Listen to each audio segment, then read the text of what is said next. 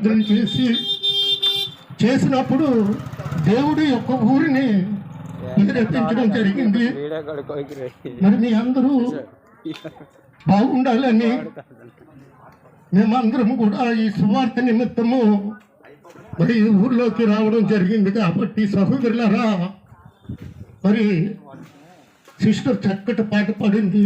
ఎందుకంటే సిలువలో ఆయన ఎన్నో శ్రమలు అనిపించి మరి మరణించాడు. కాబట్టి మరి ఈ సిలువలో మనందరి కోసం మరి త్యాగం చేసి మరి ఈ దినాల్లో అతను మరణించే దినాల్లో ఉన్నాం. కాబట్టి సహోదరులారా, మరి అతను ఈ లోకంలోకి వచ్చి 30 సంవత్సరములకు యవ్వన ప్రాయంలోకి వచ్చి 3.5 సంవత్సరాలు దేవుని యొక్క పరిచర్య చేసి మరి కలువరి సిలువలో మరి మరణించాడు. కాబట్టి ప్రియులారా, యేసుక్రీస్తు ప్రభు వారి మీద మీరు చిన్న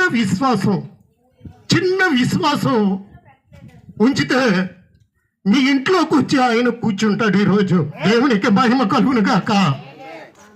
ఎప్పుడైతే మీరు యేసుక్రీస్తుని హృదయంలో ప్రతిష్ఠించుకుంటారో ఆయన మీ హృదయం మీ తలుపు వద్దే ఆయన నిలబడి ఉన్నారు.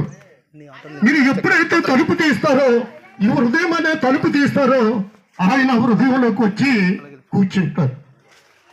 ఈరోజు మీ అందరి కోసం మరి ఊర్లోకి రావడం జరిగింది కనుక మరి ఒక 2 దొంగల్లో ఒక దొంగ ఆయన్ని విమర్శించడం జరిగింది.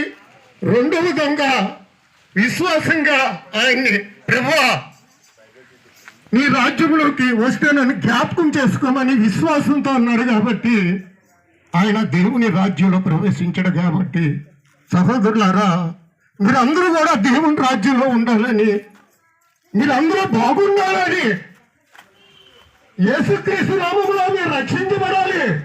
తండ్రి కుమార పరిశుద్ధాత్మ ఏక దేవుని నామములోనే ఇక్కడ రక్షణ ఉంది.